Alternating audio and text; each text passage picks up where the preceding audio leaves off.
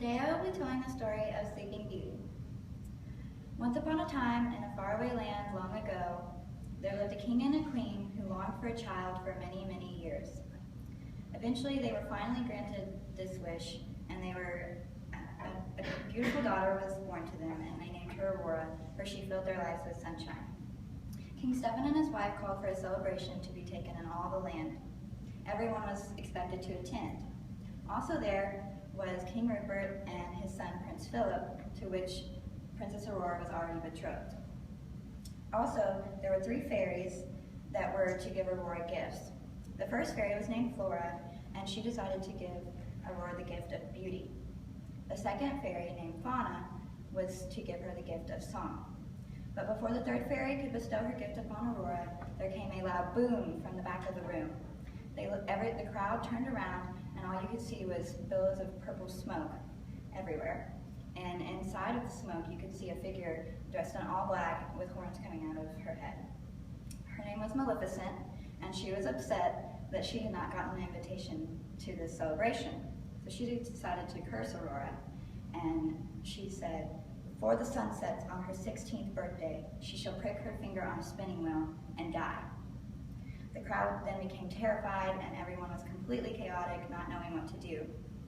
They realized that there was still hope because the third fairy, Merryweather, had not yet bestowed her gift upon Aurora.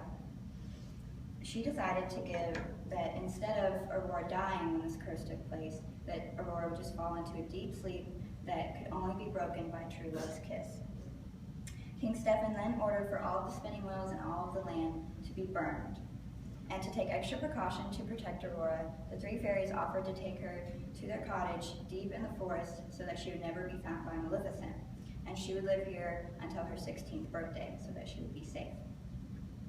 So the 16 years passed and everything went well. Maleficent never found her, and so they weren't worried anymore. Her 16th birthday was nearing. And so the fairies decided that they were going to sew her a fancy dress, and they were going to bake her this great big cake. And to do this, they wanted to surprise her. So they decided to send her out into the forest to pick berries. And Aurora had done this many times before, and each time she would dream of her Prince Charming coming to sweep her away someday in true love. And so as she was in the forest, she was dancing around and singing, and all of a sudden a man showed up and started singing the same song with her, and they began to dance. And then she remembered that the fairies that took care of her told her to never talk to strangers. So she said to this young man, "No, you're a stranger. What are you doing here?" And he said, "But I know you. You said it yourself. We know each other once upon a dream." And she became terrified, but she knew that there was a connection between them. So she told this young man to meet her at the cottage that night, that she had to go for now.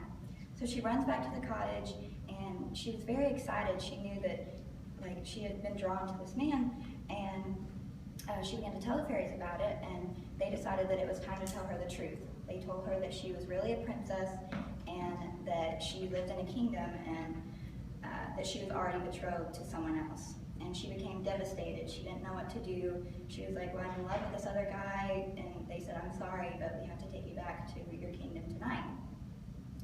And so they take her back to the kingdom, and she's in the castle. But meanwhile, up in the mountains, in Maleficent's castle, she's talking to her men, and she realizes, they've been searching for Aurora for 16 years, and she can't find her. They don't know where she's at. And they admitted that they had been searching baby cradles the entire time, while Aurora had continued to grow up. So she became very upset, and she sent out her bird, and he found that Aurora was being taken back to the castle. So Aurora was alone in her room getting ready for the big celebration of her 16th birthday when suddenly a light appeared, and she went into a daze, and she began to follow it, and it went up this staircase, and she didn't know, like I said, she was in a daze, she didn't know what was going on.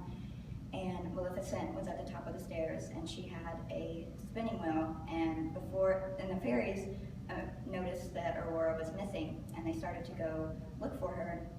But before they could do so, Aurora had already pricked her finger and was lying on the floor, to what Maleficent thought she was dead, but really she was just in a deep sleep.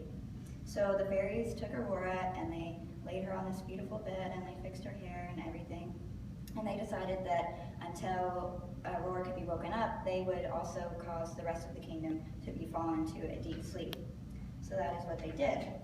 Well, before they did that, King Stephen and King Rupert were in a room, and they had been drinking, and the fairies were listening to what King Rupert was saying, and they realized that Prince Philip had been in the forest earlier that day and had met a briar rose, and they realized that that must have been the man that Aurora met. So they realized that Prince Philip and Princess Aurora were already in true love. So they remembered that she had told Prince Philip to come meet her at the cottage. So they went there, and Maleficent had already found him and had tied him up and was taking him back to her castle. And so they followed them there, and they broke him out. They uncut his ties, and they took him back to where Aurora was. But Maleficent found out what they were doing before they got there, and so there was thorn bushes all around the castle. And he began to cut through, and he finally made it through the thorn bushes, and then found that Maleficent had turned herself into a dragon, and the fairies gave him the Sword of Truth, which he plunged into the beast's heart and killed her. And finally, he went into the castle and found Aurora, and leaned over and gently gave her a kiss on the lips.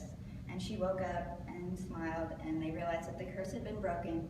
So the fairies went to wake up all the kingdom, and they realized that Aurora was saved, the curse, it's fine. So they had another celebration for Aurora's 16th birthday, and Princess Aurora and Prince Philip walked down the stairs arm in arm, and they met their parents, and everyone lived happily ever after.